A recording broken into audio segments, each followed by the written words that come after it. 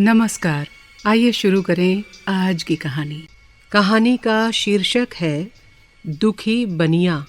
राजा वीरसेन अपने समय का बहुत ही बहादुर और शक्तिशाली राजा हुआ था। उसका राज्य जब बहुत बढ़ गया तो उसने अपने पुत्र को एक प्रांत का राज्यपाल बना दिया। युवक राजकुमार जब इतने बड़े प्रांत का राज्यपाल बना तो उसकी सोच ही बदल गई। वो अपने आप को बहुत बड़ा शासक समझने लगा। वो रात में नगर का भ्रमण करके अपनी प्रजा की दशा देखा करता। एक बार जैसे ही वो नगर का भ्रमण कर रहा था, उसने एक बहुत ही सुंदर स्त्री को देखा। बनिए की वो युवा पत्नी वास्तव में ही इस शहर में सबसे अधिक सुंदर थी। उस पर दृष्टि पड़ते ही राजकुमार जैसे अपना सब कुछ हार बैठा।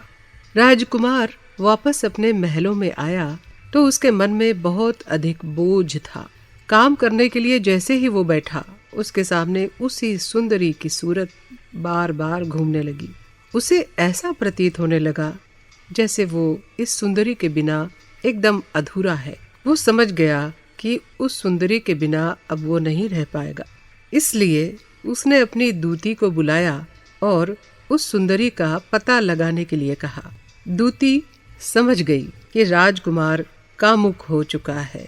वो उस सुंदरी को बुलाकर केवल अपने काम की आग को ठंडा करना चाहता है, क्योंकि बुद्धिमान मनुष्य अच्छे मार्ग पर तो तब तक ही चलता है जब तक इंद्रियों पर उसका वश रहता है। लज्जा भी तभी तक रहती है जब तक प्राणी के मन में पाप ना हो। राजकुमार की दूती बनिए की पत्नी के घर पहुंच गई। उसने जाकर बताया कि राजा तो तुम्हारे बिना पागल हो रहा है। बनिए की पत्नी ने जैसे ही उस दूती से राजकुमार के प्यार की बात सुनी तो वो उदास होकर कहने लगी, बहन, मैं क्या करूं? आपके राजकुमार को ये तो पता ही नहीं कि मैं विवाहित हूँ। मैं पतिव्रता हूँ। दूसरे किसी भी पुरुष की कल्पना कैसे कर सकती हूँ? कहते हैं, जो पत्नी अपने पति को खुश नहीं रख पाती, उस स्त्री का जीवन व्यर्थ है। अच्छी पत्नी वही है जो संतान वाली हो तथा अपने पतिव्रत धर्म का पालन करे। अब तुम ही बताओ बहन, मैं क्या करूं? तुम ठीक कहती हो बहन, मगर तुम तो जानती हो कि राजा लोग बड़े जिद्दी होते हैं। इनकी जिद के आगे सभी को झुकना पड़ता है। तो फिर तुम राजकुमार से जाकर कहो कि कुछ ऐसा वातावरण बनाए कि मेरे पति स्वयं मुझे उसके पास ले जाएं। इससे मेरा धर्म भी रह जाएगा और राजकुमार की इच्छा भी पूरी हो जाएगी। वो दूती वापस राजकुमार के पास पहुंची। उसने आकर सब कुछ बता दिया। राजकुमार ने आश्चर्य से अपनी दूती को देखते हुए कहा, यह संभव हो सकता है कि एक पति अपनी पत्नी को स्वयं किसी परपुरुष के पास लेकर जाए? महाराज, आप उपाय तो कीजिए। इस संसार में हर काम संभव है। बड़े लोगों ने कहा है कि उपाय से जो संभव है वो पराक्रम से भी संभव नहीं हो सकता। आप अपनी बुद्धि से काम लेकर अपनी प्रेयसी को पाने का प्रयत्न कीजिए। दूती की बात राजकुमार के मन को लग गई। उसने रातों रात उपाय सोचा कि उस सुंदरी के पति को अपने पास नौकर रख लिया जाए। सुबह होते ही उसने अपने मंत्री से कहा कि मंत्री जी, जाओ चारुदत्त नाम के बनिए को हमारे पास ले आओ। उसे बताओ कि राजकुमार ने आज से विशेष सहायक के रूप में नौकरी दे दी है। चारुदत्त राजा की नौकरी पाकर बहुत प्रसन्न हुआ। दूसरे दिन राजकुमार ने चारुदत्त को अपने पास बुलाया और कहा, देखो भाई, आज से मैं गौर व्रत आरंभ कर रहा हूँ जो 1 मास तक चलेगा। इस व्रत की पूर्णता के लिए हर रोज एक कुलीन स्त्री की आवश्यकता होगी जिसकी मैं नित्य पूजा कर सकूं।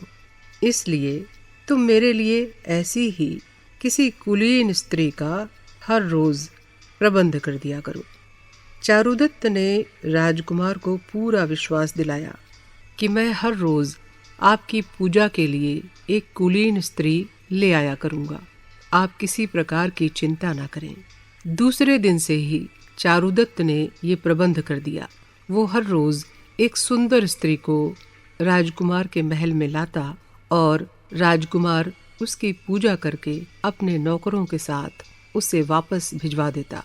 ये सब देखकर चारुदत्त को पूरा भरोसा हो गया कि राजकुमार के मन में कोई पाप नहीं है। कुछ दिनों के बाद वो अपनी पत्नी को भी सजा संवार कर अपने हाथ से पूजा का थाल देकर राजकुमार के पास ले आया। इसी दिन की तो प्रतीक्षा कर रहा था राजकुमार। जैसे ही चारुदत्त की पत्नी उसके महल में आई तो उसने झट से दरवाजा बंद कर दिया। चारुदत्त समझ गया था महल के किवाड़ बंद थे, किंतु खिड़की से सब नजर आ रहा था। वो अंदर ही अंदर जल रहा था, किंतु विवश था। इसमें राजकुमार और उसकी पत्नी का तो कोई दोष ही नहीं था। वो तो स्वयं ही अपनी पत्नी को राजकुमार के पास लाया था। परंतु अब क्या हो सकता है? कहा गया है कि पहले सोचो फिर कुछ करो, नहीं तो कभी भी धोखा मिल सकता है।